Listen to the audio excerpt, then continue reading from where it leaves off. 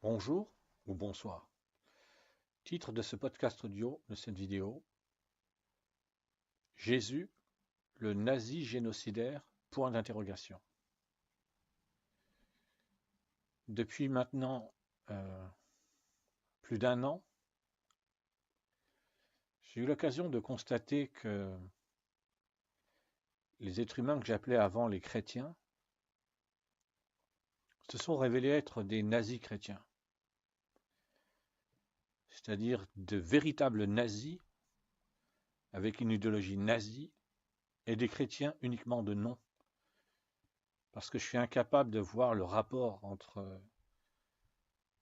l'enseignement que Jésus-Christ a donné il y a 2000 ans de ça, quand il était au sein du peuple de Dieu tel que c'est expliqué dans la Bible,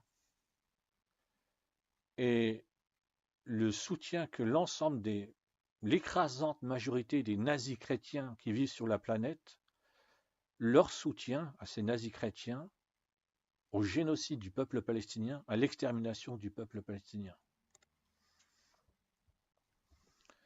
J'ai entendu des nazis chrétiens, nazis enseignants, nazis spirituels expliquer que euh, Dieu défend nazi, nazi-Israël, nazi, le nazi-État qui est un État nazi, qui extermine le peuple palestinien depuis 1947, qui commet un génocide à l'encontre du peuple palestinien depuis 1947, et qui, depuis octobre 2023, depuis maintenant plus de 14 mois, presque 15, ça sera 15 le 6 janvier 2025, a enclenché la phase finale du génocide du peuple palestinien, a enclenché la phase finale de l'extermination du peuple palestinien. Donc, lorsque j'écoute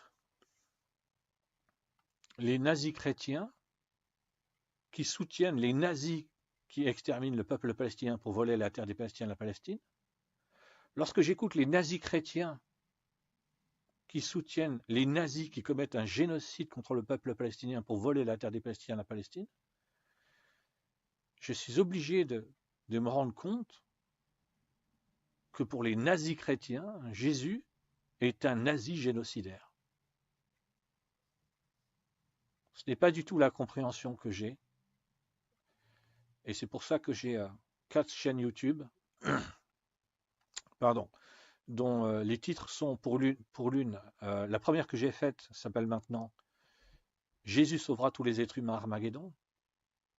La deuxième s'appelle maintenant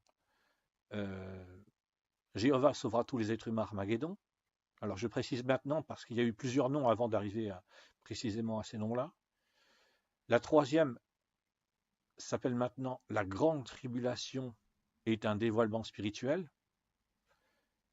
Et la quatrième, des milliards de paradis terrestres éternels. Donc en ce qui me concerne, le retour de Jésus, c'est le retour de Jésus tel qu'il était il y a 2000 ans de ça, qui a enseigné, tu dois aimer ton prochain comme toi-même, pardonne le mal qu'on te fait, lorsqu'on te frappe sur la joue gauche, tends la joue droite. Vous avez entendu qu'il a été dit, aimez vos frères et haïssez vos ennemis, mais moi je vous dis, aimez vos frères et priez pour vos ennemis. Et malheureusement, pour l'écrasante majorité des nazis chrétiens qui vivent sur la planète, Jésus est un nazi génocidaire qui soutient l'extermination du peuple palestinien, qui soutient le génocide du peuple palestinien. Et lorsque viendra la grande tribulation, ben Jésus lui-même va être un nazi génocidaire qui va exterminer des milliards d'êtres humains dans un premier temps, pour ensuite, si j'ai bien compris, les envoyer dans un endroit où ils seront torturés éternellement, ou uniquement les exterminer 8 milliards d'êtres humains. C'est ce qui fait partie de ça, c'est spécifique à l'enseignement des témoins de Jéhovah, qui n'a pas changé depuis que j'ai étudié la Bible avec les témoins de Jéhovah entre le mois de décembre 1989 et pareil, je crois, décembre 2002. Donc, je, j'ai fait ce podcast audio, ce podcast, oui, podcast audio, cette vidéo, auquel j'ai donné le titre. Alors j'espère que je ne vais pas me planter, parce que là, avec ce que je viens d'expliquer, euh, Jésus, le nazi génocidaire, point d'interrogation. Parce qu'en ce qui me concerne, ce n'est pas du tout le cas. Jésus-Christ n'est pas un nazi génocidaire, et le retour de Jésus, ça ne va pas signifier que Jésus et tous les êtres célestes qui vivent dans le royaume des cieux, euh, le royaume des cieux, c'est un ensemble, c'est un système, par exemple, un système solaire d'une vingtaine de planètes, mais dans mes récentes réflexions, je me suis dit que ça pouvait être carrément une galaxie avec 144 000 planètes, parce que l'univers est tellement grand que là où j'avais compris au départ que le royaume des cieux était un système solaire, je me dis que en fait, ça pourrait carrément être une galaxie avec 144 000 planètes, et donc, par exemple, 12 systèmes solaires sur lesquels il y a 12 000 planètes, ce qui ferait donc en tout 144 000 planètes qui dépendent. Alors, du coup, est-ce que ce serait toujours le royaume des cieux? Est-ce qu'il ne faudrait pas l'appeler l'empire des cieux?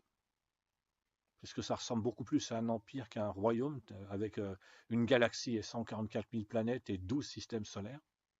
C'est peut-être l'empire des cieux. Donc il y aurait, selon ma compréhension personnelle, l'empereur des cieux et l'impératrice des cieux. Et donc non plus la famille royale céleste par rapport au royaume des cieux, mais la famille impériale céleste par rapport à l'empire des cieux qui serait au sein d'une galaxie. Je ne vais pas plus loin que ça, j'ai expliqué l'essentiel de ce que je voulais expliquer. C'est-à-dire que quand j'écoute les nazis chrétiens qui soutiennent les nazis qui exterminent le peuple palestinien pour voler la terre des Palestiniens à la Palestine, j'en viens à la conclusion que pour eux, Jésus est un nazi génocidaire, et que donc le retour de Jésus, Jésus n'aura plus rien à voir avec ce qu'il était il y a 2000 ans, quand il s'est mis à enseigner en tant que Messie et sauveur de l'humanité, mais que d'un seul coup, il va devenir, comme tous les êtres humains qui commettent les pires atrocités, un nazi génocidaire. Je m'arrête là. Merci. Au revoir.